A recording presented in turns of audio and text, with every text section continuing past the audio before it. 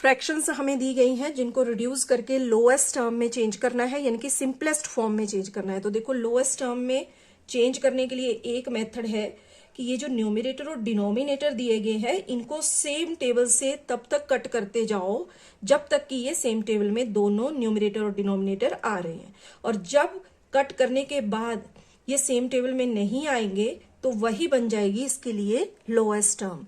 देखो जैसे 40 और 75 जो है वो 5 के टेबल में आ रहे हैं, 5 8 जा और 5 15 जा।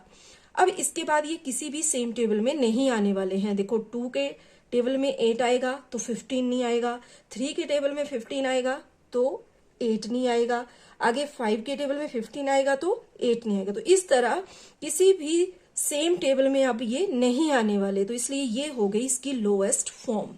तो एक मेथड है कि हम इसको कट करते जाएंगे और हम इसकी लोएस्ट फॉर्म फाइंड कर लेंगे। अब दूसरा मेथड यहां पर हम अप्लाई करने वाले हैं जिसमें हमें 40 और 75 यानी कि न्यूमरेटर और डिनोमिनेटर दोनों के फैक्टर फाइंड करने हैं। तो ये हो गया 2 20 जार, 2 10 जार, 2 5 जार और यहाँ 5 1 जार। इसी तरह 75 के लिए 3 2 जार, 3 5 जार, फिर 5 के साथ और लास्ट में फिर से 5 के साथ। तो 40 के फैक्टर में आ गया 2 इंटू 2 इंटू 2 इंटू 5, और 75 के लिए 3 इंटू 5 इंटू 5। अब हमें इनके हाईएस्ट कॉमन फैक्टर फाइंड करने हैं।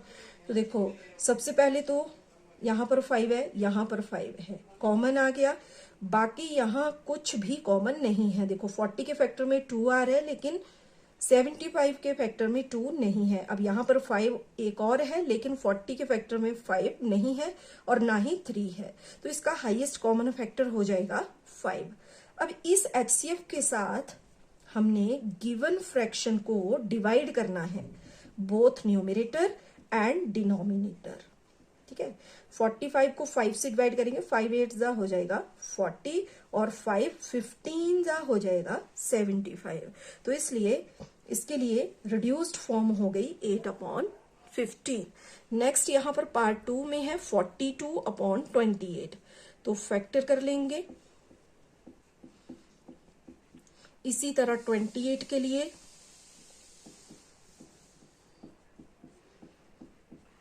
तो इसमें 42 के लिए हो गया 2 इंटू 3 इंटू 7, 28 के लिए 2 इंटू 2 इंटू 7।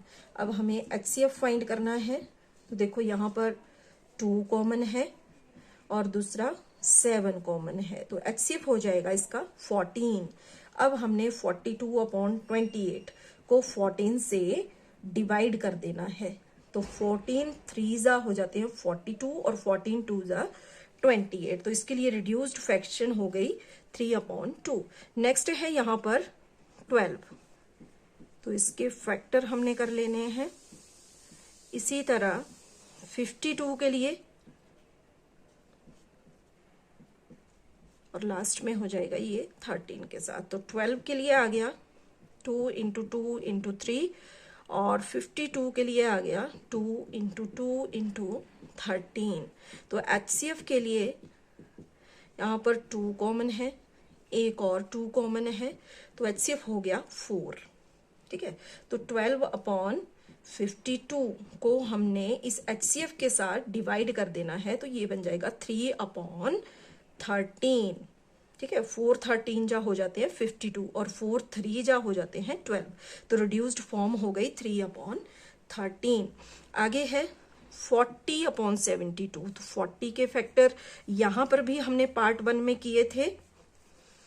अब 72 के फैक्टर हम यहां पर कर लेंगे। तो इसमें ये 18 के साथ फिर 9 हो गया, फिर 3 3 जा और यहाँ लास्ट में 3 1 जा। तो 40 के फैक्टर में हमारे पास है 3 टाइम्स 2 और 1 टाइम 5, और 72 के फैक्टर में 3 टाइम्स 2 और 2 टाइम्स 3।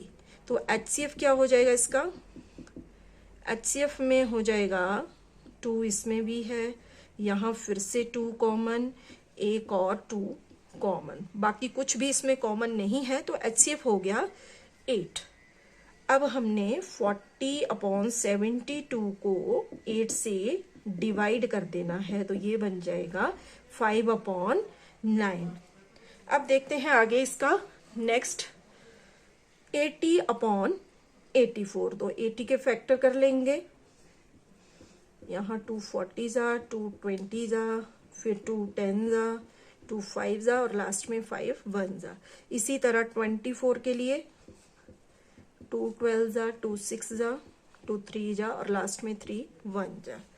तो इसमें 80 के लिए बन गया 4 टाइम्स 2 और 1 टाइम 5, और 24 के लिए 3 टाइम्स 2 और 1 टाइम 3।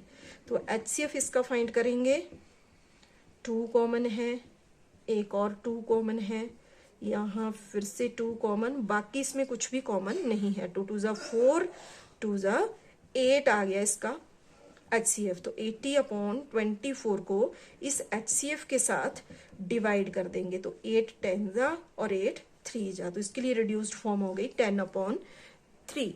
बाकी यहाँ पर पार्ट 6 में गिवन है 84/56। तो इसके लिए 84 के फैक्टर कर लेंगे, 2 4 जा, 2 2 जा, 2 2 जा, 2 1 जा, फिर 7 3 7 जा हुआ, फिर 7 के साथ। अब इसी तरह 56 के कर लेंगे, तो 2 2 जा, 2 8 जा, 2 14 जा, 2 7 जा और लास्ट में 7 1 जा।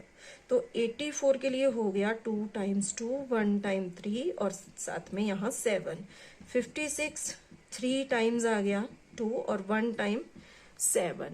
अब इसका HCF देखेंगे, तो देखो इसमें 2 कॉमन है, एक और 2 कॉमन है और लास्ट में 7 कॉमन है। 2 2 जा 4, 4 7 जा 28। तो HCF बन गया इसके लिए 28। तो 84/56 इसको हमने 28 के साथ डिवाइड कर देना है। तो 28 को 84 के साथ डिवाइड करोगे तो यहाँ आएगा 3 और यहाँ आ जाएगा 2। तो ये हो गई इसके लिए रिड्यूस्ड फॉर्म।